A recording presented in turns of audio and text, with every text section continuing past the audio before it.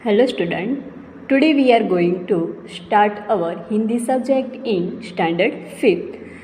आपकी first lesson तो हो गया। अब क्या आया सेकंड लेसन। तो सेकंड लेसन क्या है कि फसलों के त्यौहार। फसलों मीन्स पाक और त्यौहार मीन्स तो आप जानते ही हो। तो क्या है इस स्टोरी में तो हम देखते हैं।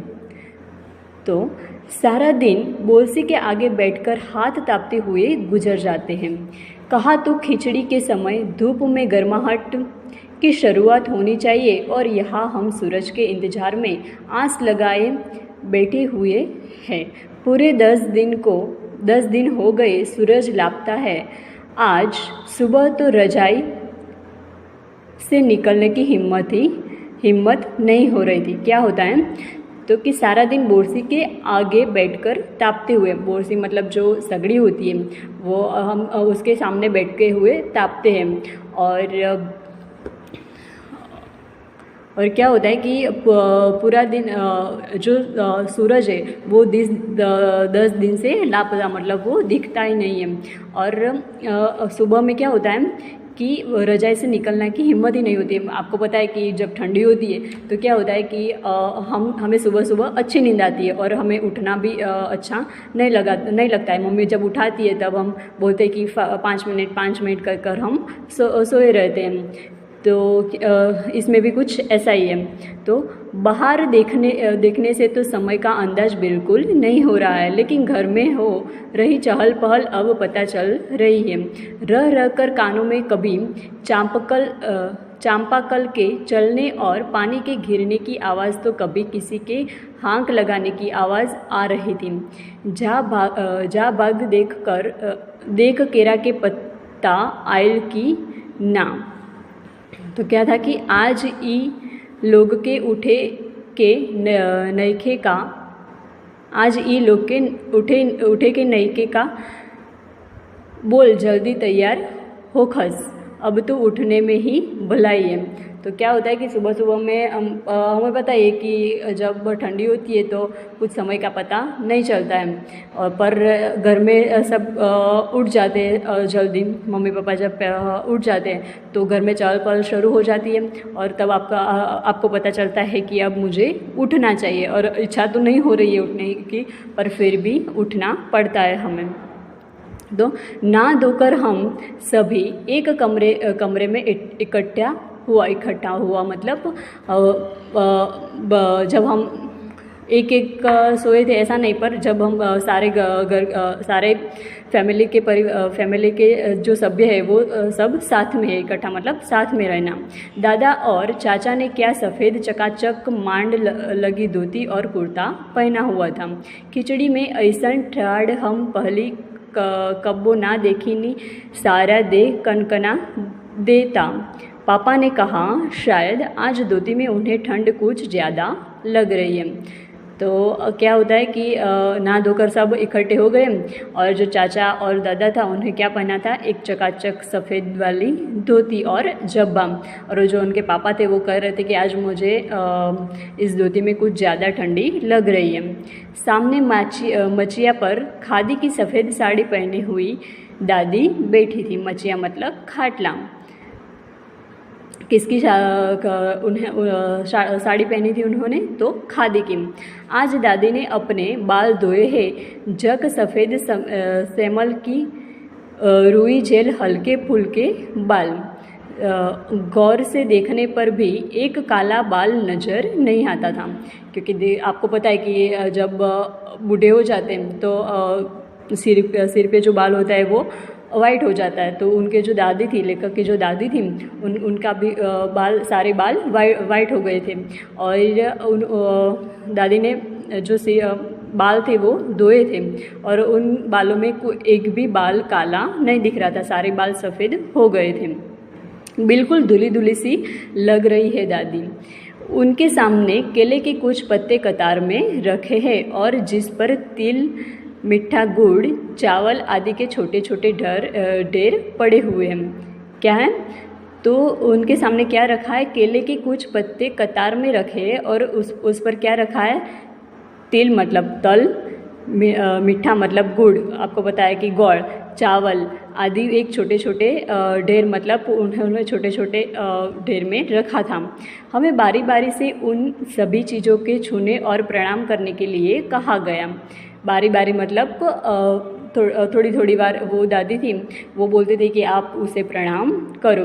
जब सबने ऐसा कर लिया तो उन सभी चीज़ों को एक जगह इकट्ठा करके दान दिया गया। बारी बारी मतलब जब हम एक के बाद एक तो सबका एक के बाद एक प्रणाम हो गया तो दादी ने क्या किया, सबको क्या दिया, दान दिया। आज तो अप्पी दीदिया बुरी फंसी। दीदी का नाम क्या था, अप्पी। उन्हें न तो चूड़ा दही की पसंद है और न ही खिचड़ी, पर आज तो फरमाइश नाश्ता नहीं चलेगा। उन्हें दोनों ही चीज़ें खानी पड़ेगी। आज खिचड़ी जो है, खिचड़ी खाने के बाद सभी ने गया से आए तिल, गुड़ और चीनी के तिलकुट को बड़े चाव से खाया। क्या खाया, तो तिल, गुड़ और चीनी। खाते खाते मैं सोच रही थी कि कितनी अलग है ना ये खिचड़ी जो अभी हम मना रहे हैं। स्कूल में हम जो खिचड़ी मनाते थे उसके अलग ही मस्ती हुआ करती थी। छुट्टी के दिन नाव में बैठकर गंगा नदी के सैर और फिर टापू पर बालों में दौड़ते हुए पतंग उड़ाना या उड़ाने की कोशिश करना, कितना मज़ा आता था। इधर हम पतंग उड़ाते थे और वह थोड़ी दूर पर गुरुजी, विमला दिद्दा, आनंद जी, झिलमट भैया सब मिलकर ईंट से बने चूल्हे पर बड़े बड़े कहाड़ों में खिचड़ी बनाते थे। जो लेखक है वो क्या कहता है कि यहाँ पे हम क्या करते थे, पतंग उड़ाते थे और दीदा थी, आनंद जी था, वो सब क्या करता था, वो सब मिलकर खिचड़ी बना रहे थे। और वो बोल रहा है कि हमें जो स्कूल में जब खिचड़ी बनाते थे तब तो बहुत मज़ा आता था। हम भी बीच बीच में अपनी पतंगों को सुस्ताने का मौका देते हुए मटर और प्याज छीलने बैठते थे। सुस्ताने का मौका देना मतलब उनको शांति देना, पतंग को शांति देकर मतलब आराम देकर वो क्या करते थे, मटर और प्याज को छीलने के लिए बैठ जाते थे। वैसी खिचड़ी फिर दोबारा खाने को नहीं मिली। वाकई ढंग कैसा भी हो पर है ये खुशियों का त्योहार। ढंग कैसा भी हो मतलब आकार मतलब कुछ कैसा भी हो, पर ये इस त्योहार में बड़ा मज़ा आता है। जनवरी माह के मध्य में भारत के लगभग सभी प्रांतों में फसलों से जुड़ा कोई न कोई त्योहार मनाया जाता है। क्या होता है कि जनवरी मतलब जब जनवरी मंथ होता है तो उसमें क्या होता है कि मध्य भारत में लगभग सभी प्रांतों मतलब राज्यों में फसलों से जुड़ा कोई न कोई त्यौहार मना जाता है। कोई फसलों के त्यौहार हो जाने पर खुशी बांटता है तो कुछ लोग इस उम्मीद में खुश होते हैं कि अब पाला कम होगा, सूरज की गर्मी बढ़ने से खेतों में खड़ी फसल तेजी से बढ़ेगी। सभी प्रांतों और इलाकों का अपना रंग और अपना ढंग नज़र आता है। प्रांतों मतलब राज्य, तो क्या होता है कि अलग सभी जो राज्य होते हैं उनके अपना रंग और ढंग उसकी नज़र में आता है। इस दिन सब लोग कच्ची पैदावार की उम्मीद और फसलों के घर में आने की खुशी का इजहार करते हैं। उत्तर प्रदेश, बिहार, मध्य प्रदेश में मकर संक्रांति या तिल संक्रांत, असम में बिहू, केरल में ओणम, तमिलनाडु में पोंगल, पंजाब में लोहड़ी, झारखंड में सरहुल, गुजरात में पतंग का पर्व सभी खेती और फसलों से जुड़े त्यौहार है। इन्हें जनवरी के मध्य अप्रैल तक अलग अलग समय मनाया जाता है। तो कौन से प्रांत में कौन से त्यौहार मनाया जाता है, तो उत्तर प्रदेश, बिहार, मध्य प्रदेश में क्या होता है, मकर संक्रांति। क्या होता है, मकर संक्रांति मतलब उत्तरायण। मकर संक्रांति या तिल संक्रांति। असम में क्या होता है, तो बिहू। केरल में ओणम, तमिलनाडु में पोंगल, पंजाब में लोहड़ी, झारखंड में सरहुल और गुजरात में क्या होता है तो पतंग। आपको ये याद रखना है, उसमें से कोई भी क्वेश्चन एग्ज़ाम में आ सकता है। तो ये सभी कब आता है तो जनवरी मंथ में। और ये सभी जो त्यौहार है वो फसल मतलब पाक से जुड़े हुए हैं। झारखंड में सरहुल बड़े जोश खरोश के साथ मनाया जाता है। झारखंड में क्या मनाया जाता है तो सरहुल। 4 दिनों तक इसका जश्न चलता रहता है। आपके आप पता है ना कि आपके यहाँ नवरात्रि होती है, वो 9 दिन तक चलती है। तो झारखंड में ऐसे सरहुल है वो कितने दिन चलता है तो 4 दिन तक। अलग अलग जनजातियों इस अलग अलग समय में मनाती हैं। संथाल लोग फरवरी मार्च में तो ओरांव लोग इसे मार्च अप्रैल में मनाते हैं। आदिवासी आमतौर पर प्रकृति की पूजा करते हैं। ये जो झारखंड में जो सरहुल त्यौहार है वो उनमें अलग अलग जाति रहती है, तो वो अलग अलग मंथ में वो मनाती है। तो जो संथाल लोग हैं, मतलब ये संथाल है वो एक जाति है, तो वो कब मनाते हैं तो फरवरी मार्च में। ओरान लोग जो है वो मार्च अप्रैल में। और ये भी क्वेश्चन एग्ज़ाम में आ सकता है। और जो आदिवासी है वो आमतौर पर प्रकृति की पूजा करते हैं। सरहुल के दिन विशेष रूप से साल के पेड़ की पूजा की जाती है। क्या होता है, सरहुल के दिन जो साल के पेड़ होते हैं उनकी भी पूजा करते हैं। यही समय है जब साल के पेड़ों में फूल आने लगता है और मौसम बहुत ही खुशनुमा हो जाती है। आपको भी पता है ना कि जब पानखर ऋतु फिनिश हो जाती है और उसके बाद जो ऋतु आती है उसमें जो नए नए पान फूटते, कुंपल फूटती है, तो वो हमें बहुत अच्छी लगती है। इसी तरह स्त्री पुरुष दोनों ही ढोल मंजीरे लेकर रात भर नाचते गाजते हैं।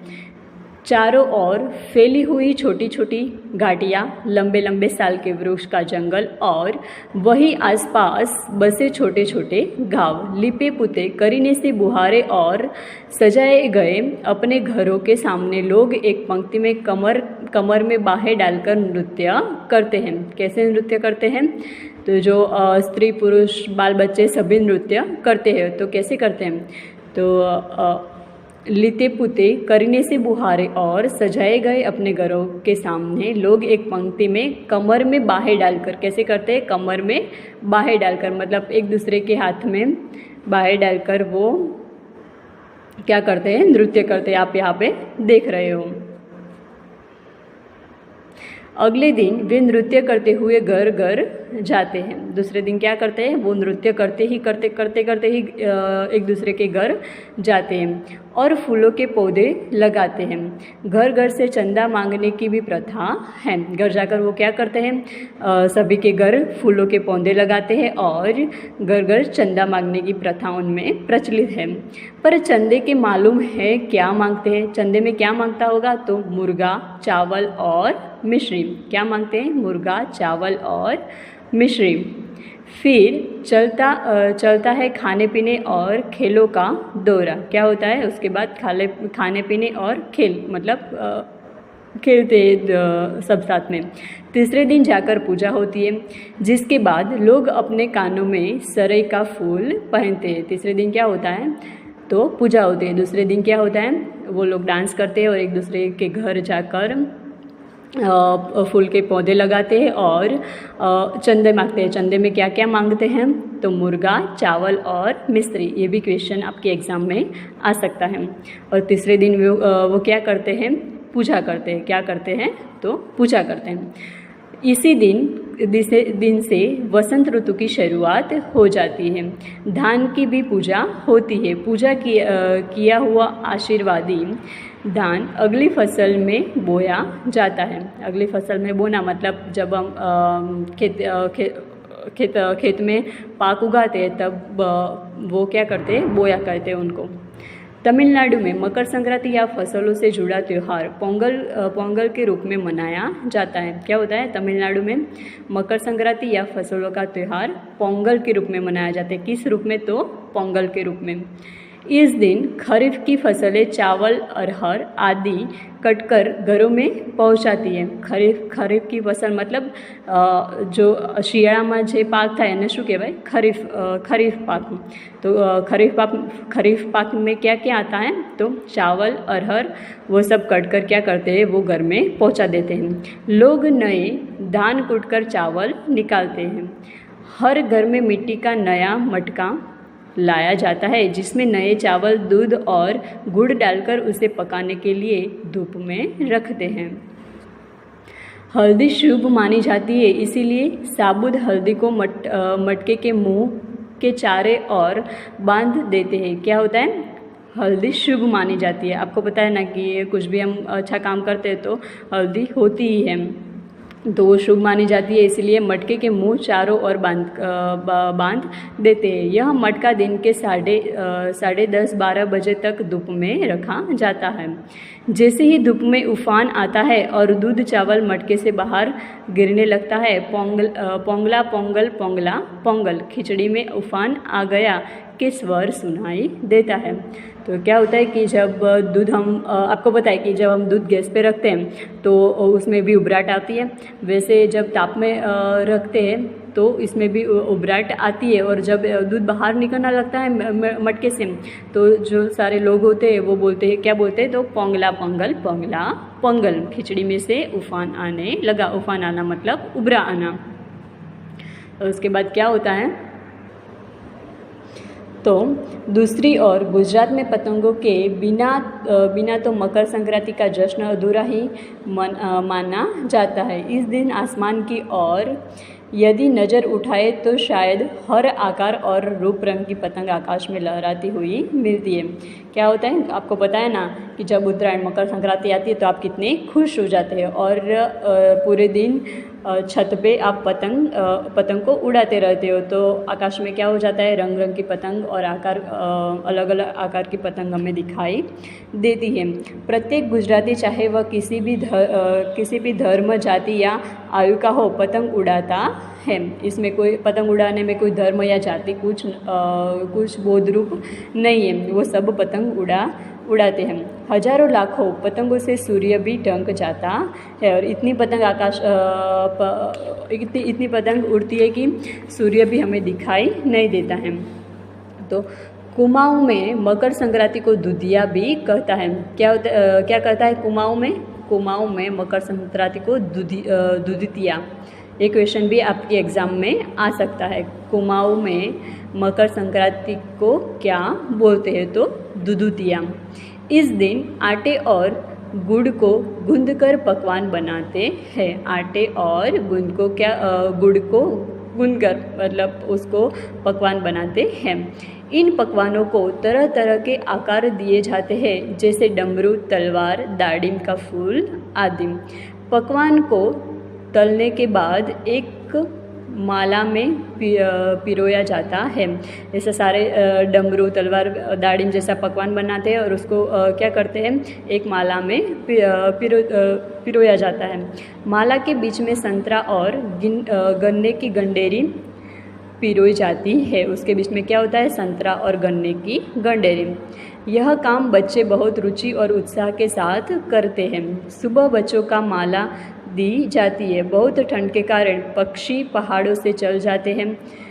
उन्हें बुलाने के लिए बच्चे इस माला से पकवान तोड़ कर पक्षियों को खिलाते हैं और गाते हैं कि कौवा आओ, गुगुतू आओ, ले कौवा बड़ो, म कह दे जा सोने का गड़ो, खा ले पूरी, म कह दे जा सोने की छुरी। ये जो सॉन्ग है वो बच्चे गाते हैं और पक्षियों को बुलाते हैं। इसके साथ ही जिस चीज़ की कामना हो वह मांगते हैं। मतलब हम बोलते हैं ना कि मंदिर में हम जाते हैं तो हमारी जो भी कामना है वो हम मांगते हैं। तो पहले के ज़माने में ये जो लड़के होते थे वो भी इन माला बनाते हैं और पक्षियों को बुलाते हैं और उसके साथ में जो उनकी जो कामना होती है वो भी मांगते हैं।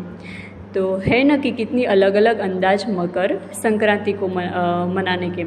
दही, दूध, चावल और गुड़ की खीर बनती है, तो कोई 5 प्रकार के नए अनाज की खिचड़ी बनती है। आपको पता है ना कि क्या बनता है, तो 5 प्रकार की खिचड़ी। कई लोगों का सैलाब नदी में स्नान के लिए उमड़ पड़ता है। लोग ठंड से ठिठुरते रहेंगे, पर बर्फीले पानी में कम से कम एक डुबकी तो ज़रूर लगाएंगे। आपको पता है ना कि जब ठंडी होती है तो हम हाथ भी, हमारा जो हाथ होता है वो भी हम वॉश नहीं करते, क्योंकि हमें ठंडी लगती है। पर कई लोग ऐसे भी होते हैं, वो इतनी ठंडी में भी नदी में जाकर एक डुबकी तो लगा ही देते हैं। हाल यह होता है कि इन जगहों पर तिल रखने की भी जगह नहीं होती। तिल से याद आया, मकर संक्रांति के दिन पानी में तिल डालकर स्नान करना, तिल दान करना, आग में तिल डालना, तिल के पकवान बनाना विशेष महत्व रखता है। कि इसीलिए मकर संक्रांति को दूसरा नाम क्या है, तिल संक्रांति। दूसरा नाम क्या है, तिल संक्रांति। तो तुम्हारे घर या इलाके में इस त्यौहार को कैसे मनाया जाता है? आपको पता ही होगा ना कि आपको जब हम मकर संक्रांति मतलब जब उत्तरायण आती है तो वो हम कैसे मनाते हैं। तो इसे खिचड़ी, पोंगल, मकर संक्रांति या कुछ और कह जाते हैं। या तुम फसलों से जुड़ी कोई और त्यौहार मनाते हो? मकर संक्रांति को हम क्या कहते हैं, उत्तरायण। यदि तुम आपस में बात करो तो तुम्हें यह जानकारी हैरान होगी कि कई बार एक ही इलाके में रहने वाले लोग भी इसे त्यौहार को अलग अलग ढंग से मनाता है, मतलब अलग अलग रूप से मनाया जाता है। तो आपको पता चल गया होगा क्या था कि फसलों के त्यौहार। तो फसलों के त्यौहार में क्या था कि उत्तरायण जो मनाने थी वो उत्तरायण कई जगह पे मकर संक्रांति बोले जाते हैं, कई जगह पे तिल संक्रांति, और इसी तरह वो सब मनाते हैं। तो आई होप कि आपको इस स्टोरी समझ में आ गई है। Thank you.